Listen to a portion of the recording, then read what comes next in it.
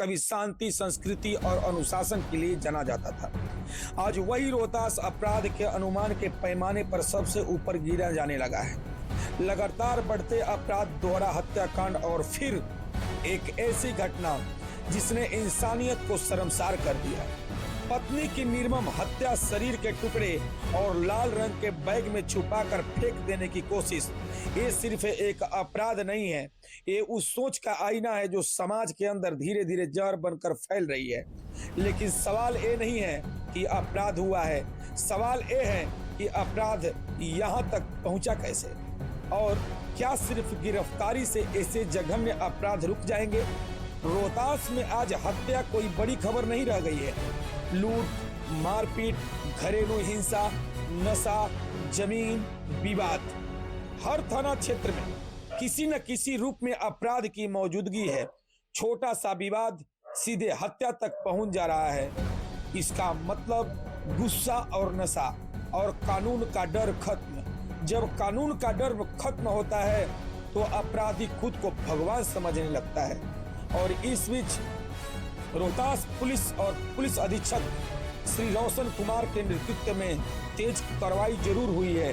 दोहरा हत्याकांड हो या पत्नी की हत्या कर लाल बैग में छुपाने वाला मामला, पुलिस ने टीम गठित की, सबूत जुटाए और आरोपियों को गिरफ्तार किया। पुलिस अधीक्षक का साफ कहना है कि कानून से कोई ऊपर नहीं है, अपराधी बख्शे नहीं जाएंगे।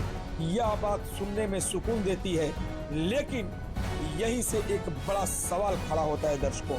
क्या अपराध सिर्फ इसलिए हो रहा है क्योंकि अपराधी पकड़े नहीं जाते, या इसलिए हो रहा है क्योंकि अपराध करने से पहले उसे रोकने वाला कोई सिस्टम ही नहीं है? सोचिए, क्या हर घरेलू झगड़े पर समय रहते हस्तक्षेप होता है? क्या मानसिक रूप से असंतुलित लोगों पर निगरानी है? क्या नशे का धंधा बंद हुआ है? क्या गांव मोहल्ले में पुलिस की मौजूदगी लोगों को सुरक्षित महसूस कराती है, या फिर लोग आज भी थाने जाने से डरते हैं? ग्राउंड पर जनता क्या कह रही है दर्शकों? कोई कहता है पुलिस पकड़ तो लेती है लेकिन डर नहीं रहा। कोई कहता है शराब और नशा खुलेआम बिक रहा है। कोई कहता है झगड़ा छोटा होता पर अंजाम बहुत बड़ा है। ये आवाजें हवा में नहीं है, ये उस समाज की चीख है जो खुद को अनुसूचित, असुरक्षित महसूस कर रहा है। आज अपराध सिर्फ एक व्यक्ति की गलती नहीं है, इसमें परिवार की चुप्पी है, समाज की अनदेखी है और सिस्टम की देरी है। जब शिकायत समय पर नहीं सुनी जाती, जब चेतावनी को हल्के में लिया जाता है, तब वही चेतावनी लाश बनकर सामने आती है दर्शकों। अब सवाल यह है कि समाधान क्या है? सिर्फ हथकड़ी या सिर्फ प्रेस नोट? नहीं, अपराध रोकने के लिए संवेदनशील पुलिसिंग चाहिए। हर थाना क्षेत्र में काउंसलिंग सेल हो, घरेलू विवाद को आपसी मामला कहकर टालने की जगह समय रहते सुलझाया जाए। नशे के खिलाफ ईमानदार और सख्त अभियान चले। बीट पुलिसिंग सिर्फ कागजों में नहीं, जमीन पर दिखे। युवाओं को रोजगार, खेल और शिक्षा से जोड़ा जाए, न कि अपराध और नशे से। रोहतास पुलिस ने अपनी जिम्मेदारी निभाई है, लेकिन अब समाज और सिस्टम दोनों को अपनी भूमिका निभानी होगी, क्योंकि अगर अपराध सिर्फ खबर बनता रहा और हम सिर्फ गिरफ्तारी पर ताली बजाते रहे, तो अगली खबर किसी माँ की लाश, किसी पत्नी की कत्ल या किसी मासूम की मौत होगी। डीकेवीटी पूछता है, क्या हम अपराध होने से पहले कुछ नहीं कर सकते? क्या रोहतास फिर से शांत और सुरक्षित नहीं बन सकता? सवाल बड़े हैं, जवाब सिस्टम को देना होगा। इजाजत देखिए, डीकेवीटी न्यूज से देखते रहिए निर्भीक और निष्पक्ष, देश की धड़कन, जनता की आवाज। मैं हूं आपके साथ डीके पांडे। सासाराम उपस्थित थाना अंतर्गत दिनांक 25 जनवरी को एक घटना प्रतिवेदित हुई थी, जिसमें दो व्यक्ति, विनय कुमार प्रजापति पेशर रामजीत प्रजापति एवं रुपेश सिंह पेशर जलेश्वर सिंह, जो उचैला अमजोर थाना क्षेत्र के रहने वाले हैं, इनकी गोली मारकर हत्या कर दी गई थी।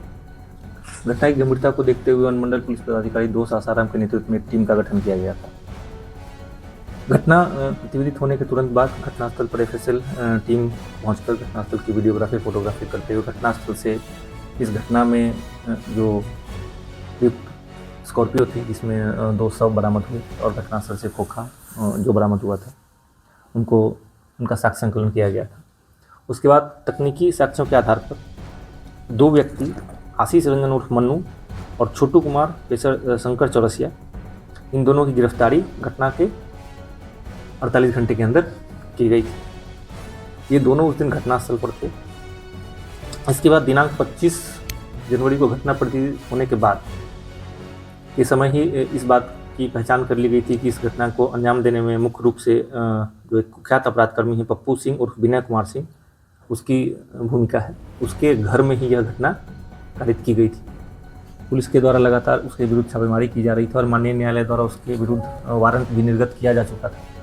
इसी दबिश में घटना के 6 दिन बाद पप्पू सिंह उर्फ विनय सिंह द्वारा माननीय न्यायालय में आत्मसमर्पण किया गया। उसके बाद जो पप्पू सिंह है उसको पुलिस रिमांड पर लिया गया। पुलिस रिमांड पर लेकर पूछताछ करने के दौरान अन्य जो अपराधी थे उनकी भी पहचान की गई और इसके अलावा अरुण कुमार पेशर तुलसी प्रसाद, दिलीप सिंह पेशर कामता सिंह, विशाल कुमार पेशर स्वर्गीय विमलेश सिंह जो डुमरिया का रहने वाला है, इन तीनों की गिरफ्तारी की गई। और इन तीनों से और जो पप्पू सिंह है उससे पूछताछ के आधार पर घटना में जो प्रयुक्त राइफल था, एक नाली बंदूक और 3 जिंदा कारतूस और घटना में प्रयुक्त स्कॉर्पियो वाहन, इन सबको भी बरामद किया गया है। घटना का मुख्य कारण है कि जो इसमें मृतक हैं दोनों, उनसे अरुण कुमार और दिलीप सिंह इन लोग का विवाद था। मुख्यतः अरुण कुमार से जो ज़मीन का विवाद है वो था।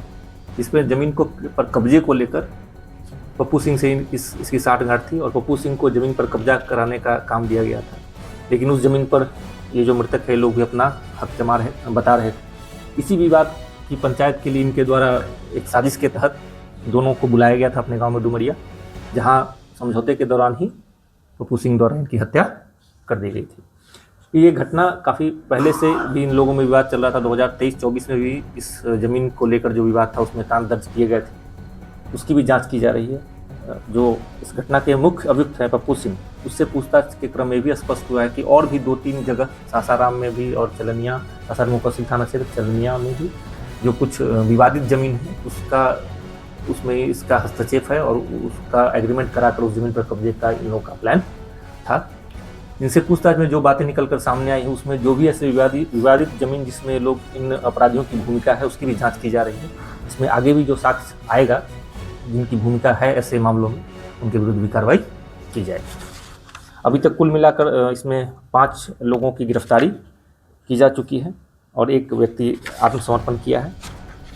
और इसका जो पप्पू सिंह है इसका आपराधिक इतिहास भी रहा है। पूर्व में भी सासाराम मुफस्सिल के मुफस्सिल थाना अंतर्गत हत्याकांड और आर्म्स एक्ट के कांडों में यह आरोप पत्रित रहा है। अभी क्योंकि इसमें सारे वैज्ञानिक साक्ष्य भी संकलित किए जा चुके हैं, इसलिए माननीय न्यायालय से अनुरोध करके इसमें त्वरित विचारण का प्रयास किया जाएगा और इसको शीघ्र से अंतिम अंजाम तक पहुँचाया जाएगा।